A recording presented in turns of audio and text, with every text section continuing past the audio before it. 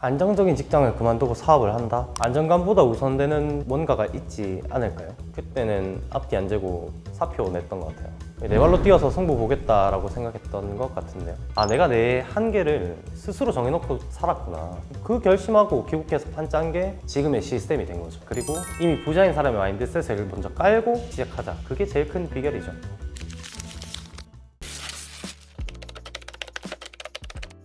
안정적인 직장을 그만두고 사업을 한다? 사업은 안정적이 않다라는 개념인데 질문을 조금 바꿔보면 좋을 것 같은 게 안정감보다 우선되는 뭔가가 있지 않을까요? 생각해보시면 직업을 정하는 데 있어서 제일 중요한 게 안정이라면 대한민국 사람 다 공무원 시험 준비해야 되고 아파트 청약보다는 이게 더 어려워야 될 것 같은데 그렇진 않죠.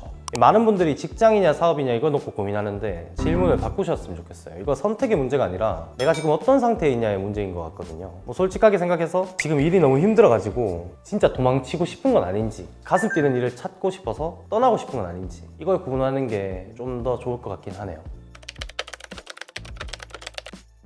처음부터 사업을 하려고 했던 건 아니에요. 전 처음에는 투자자가 되고 싶었던 것 같아요. 코로나 때 전담 간호사로 일하면서 3개월 정도 격리된 채로 일한 적이 있었는데 그때 같이 계셨던 간호사관학교 생도분이 생일 선물로 책을 한 권 주셨어요. 그게 김승호 회장님의 돈의 속성이라는 책이었어요. 사실 제가 원래 전공 서적 말고는 30살 전에는 책을 한 번도 읽어본 적이 없거든요. 근데 이제 선물 받았는데 같이 있으니까 선물 준 사람 체면 생각해서라도 안 읽을 수가 없잖아요. 근데 그 책이 이제 제 인생 첫 번째 터닝 포인트가 됐었죠. 이 책 읽어보니까 두 가지가 머리를 때리더라고요. 첫 번째가 이제 나도 부자가 될 수 있다. 두 번째가 근데 내 시간 팔아서 돈 버는 지금 방식으로는 절대로 부자가 될 수는 없다. 그때부터 책을 미친 듯이 팠던 것 같아요. 처음에 직장 다니면서 할 수 있던 것부터 했었는데 주식이랑 채권 정도?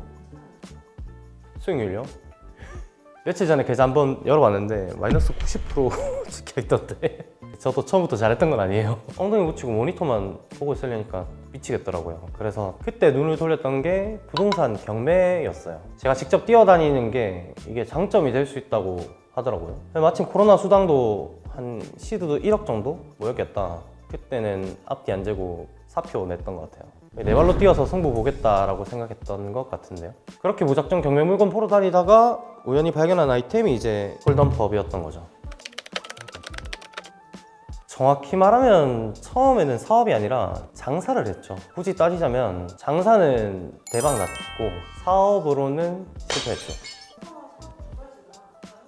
완전히 다르죠. 일단 장사로는 말씀드렸던 것처럼 꽤 잘했어요. 제가 좋아하는 이야기 중에 인생은 우리가 찍어온 점이 연결된 선이다라는 이야기가 있어요. 그거 스티브 잡스가 했던 말인데 제가 파병을 가거나 휴학하고 영업을 뛰거나 배낭여행 다녔던 그 당시에는 이제 취업에는 도움이 1도 안 됐던 일들인데 시간이 지나서 이제 장사할 때가 되니까 그 점들이 연결돼가지고 하나의 선이 돼주더라고요. 그 당시 가게는 코로나 때 망해서 나온 가게였어요. 저한테 이제 처음에는 인수 제안도 왔었는데 검증이 안 된 분야고 그런 곳이다 보니까 제 돈을 넣기가 싫어가지고 처음에는 일부러 점장으로 들어갔었어요. 배워보고 그때 잘 되면 그때 해도 늦지 않으니까 제가 들어가고 나서 2달 만에 월 매출이 4천만 원까지 떠버린 거죠. 그 당시에는 그냥 몸을 갈아 넣었죠. 옛날에 이태원 클라스 드라마 보면 그 주인공이 자기 가게를 살리려고 골목 전체를 살리는 내용이 나오거든요. 비슷했던 것 같아요. 청소하러 가가지고 가게 앞마당을 쓰는데 당시에 좀 많이 더러웠어요. 옆에 가게 보니까 옆에 가게 더러워서 옆에 가게 쓸고 그 옆에 가게 보니까 그 옆에 가게 또 쓸고 그렇게 이제 골목 전체를 다 쓰고 다녔죠. 전단지도 제가 제일 많이 풀이고 손님 오면 인사도 제 목이 터져라 하고 점장이 그렇게 미친 듯이 하니까 사실 옆에 있는 직원들 입장에서는 열심히 안 하기 좀 눈치가 보이는 거죠. 그렇게 이제 가게가 올라왔죠. 저희가 사실 마감 시간이 정해진 가게는 아니었어요. 그렇다 보니까 손님들이 집에를 안 가더라고요. 저녁 7시에 오픈해서 다음날 낮 11시까지 했거든요. 다음날 주말이면 5시에 오픈해야 되는데 집에를 못 가니까 차에서 자고 일어나서 목욕탕 가가지고 씻고 다시 출근하고 그때 들었던 생각이 내가 책에서 봤던 경제적 자유가 이런 건가? 돈을 많이 버는 게 부자로 가는 길이랑 조금 다른 것 같은데 그런 생각을 했던 것 같아요. 성공한 장사꾼이긴 했는데 사업적으로는 실패였던 거죠. 처음에는 사장님한테 제안을 했어요. 내가 매니저를 한 명 키워볼 테니까 시스템을 좀 만들어보자. 사장님 입장에서는 사실 그럴 이유가 없죠. 이제 제가 충분히 잘하고 있는데 또 사람 구해가지고 모험을 할 필요가 없으니까 거절하셨어요. 그래가지고 미련 없이 그만뒀죠. 당시에 연봉이 1억이 좀 넘었는데 돈이고 뭐고 이러다가는 이제 그냥 제가 먼저 죽겠다 싶어가지고 그만두고 책 한 권 또 사들고 튀르키예로 배낭여행을 갔었어요. 그때 인생 두 번째 터닝 포인트가 왔죠. 가지고 왔던 책 이름이 백만장자의 시크릿이라는 책이에요. 하버에커가 쓴 책인데 이 책은 전율이 그 당시의 기억을 잊지는 못하는데 경제청사진이라는 내용이 개념이 나와요. 쉽게 말해서 이제 사람은 내가 벌고 싶은 만큼만 번대요. 내가 300만 원 벌고 싶다고 생각하면 300만 원만 벌고, 내가 500만 원 벌고 싶다고 생각하면 500만 원을 번다는 거죠. 사실 말이 안 된다고 생각했지만 이거 막상 제 삶에 대입해 보니까 너무 일치하는 거예요. 내가 내 한계를 스스로 정해놓고 살았구나. 그걸 알고 그때 바로 목표를 다시 세웠어요. 나는 이제는 월에 3천만 원 번다. 여기서 또 하나 알려주는 핵심이, 목표를 3천을 세웠으면 이제 어떻게 하면 3천을 벌 수 있지? 라고 생각해 보는 거죠. 그러면은 내가 혼자서는 1,000만 원까지는 되는데 3천은 안 되네? 그럼 어떻게 해야 되지? 그러면 내가 내 70% 정도 하는 사람을 가르쳐 가지고 점장을 맡겨봐야겠다. 그러면 난 한 가게를 한 개 더 할 수 있네? 시스템이 명확하게 짜져야겠네. 이런 과정이 만들어지는 거죠. 그때부터 장사가 아닌 사업을 시작하게 된 것 같아요. 그 결심하고 귀국해서 판 짠 게 지금의 시스템이 된 거죠. 이 이야기는 제가 좀 사업에 대해서는 다음 영상에서 좀 더 자세하게 말씀드릴게요.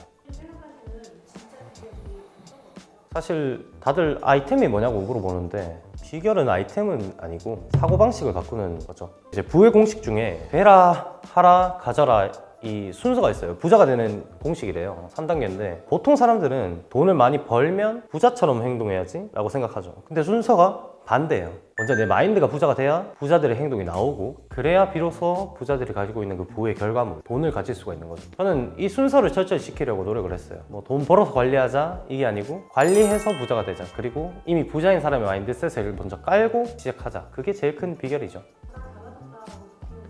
이건 뭐니 해도 여유죠. 시간, 돈, 장소, 마음 모든 게 달라졌죠. 1년에 3개월 쉰다고 말씀드렸는데 사실 작년엔 3개월 일하고 나머지 다 쉬었어요. 자체 안식년이었죠. 경제적으로는 이제 식당 가서 메뉴판 받았을 때 가격표 보는 일은 없는 것 같아요.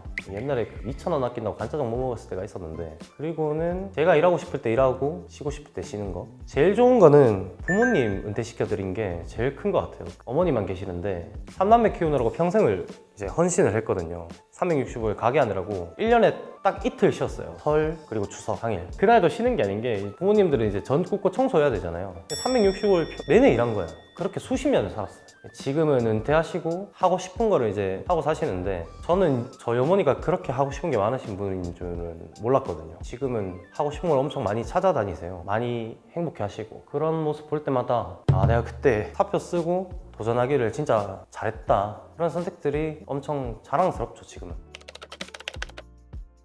퇴사 고민하시는 분들, 보통 퇴사하려고 하실 때 누구한테 상담을 하세요? 아마 친구, 주변인 분들한테 퇴사에 대한 고민을 많이 이야기할 것 같아요. 그러면 보통 대답이 시간을 충분히 가지라거나 뭘 할지 결정해놓고 움직여라는 말을 많이 들으실 것 같거든요. 제 생각에는 이런 퇴사 면담은 아무런 도움이 안 돼요.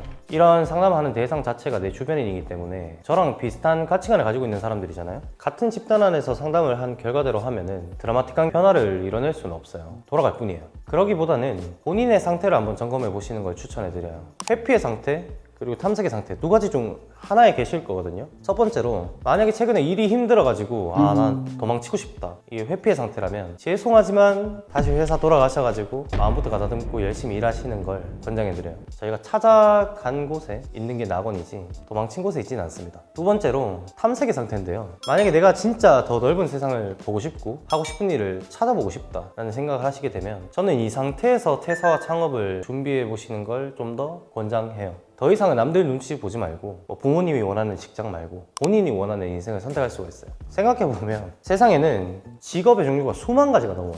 근데 대부분의 사람들이 평생 1개 내지는 2개, 많으면 3개 해보고는 이제 나는 좋아하는 일이 없는 것 같다, 적성에 맞는 일이 없다, 이렇게 단정을 짓거든요. 퍼센트로 따지면 세상에 0.01%도 안 되는 수치만 일해보고 경험해보고 결론 내리는 거잖아요. 너무 적죠. 아무리 못해도 1%는 해봐야 되지 않을까요? 예를 들어서 제가 정말 좋아하시는 지인분이 계신데 이분도 간호사세요. 퇴사를 한참 고민할 때가 있었어요. 더 상급병원으로 이직을 하고 싶었나 봐요. 근데 할까 말까 될까 안 될까 이런 고민을 1년을 한 거예요. 그 사이에 심지어 한번 퇴사하겠다고 말했는데 퇴사 상담하면서 조금 더 해달라고 해서 잡히고, 이분이 마무리를 깔끔하게 하고 싶으니까 더 하겠다고 하는 거죠. 근데 그 사이에 누가 또 먼저 퇴사를 하셨대요. 또 자기가 나가면 안 될 것 같은 거예요. 그렇게 1년이 간 거예요.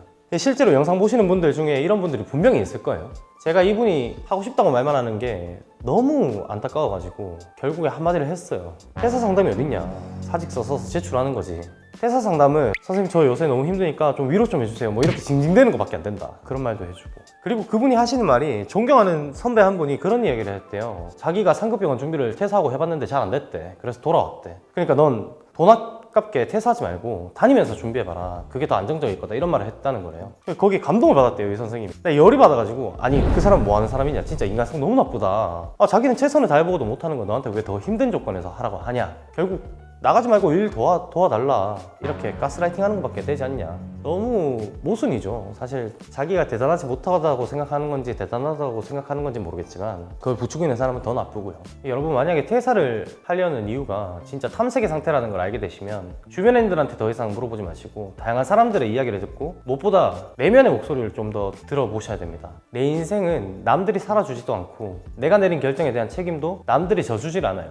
내 인생의 결정에 대한 책임은 온전히 내가 지는 거라는 거죠. 앞으로도 영상에 나왔던 고민을 가지신 분들, 예비 창업가분들, 꿈을 쫓는 분들을 위해서 제가 가진 인사이트를 유튜브로 소개해드릴 예정이니까요. 같이 성장하고 커나가실 분들 함께 해보시는 걸 적극적으로 권장합니다.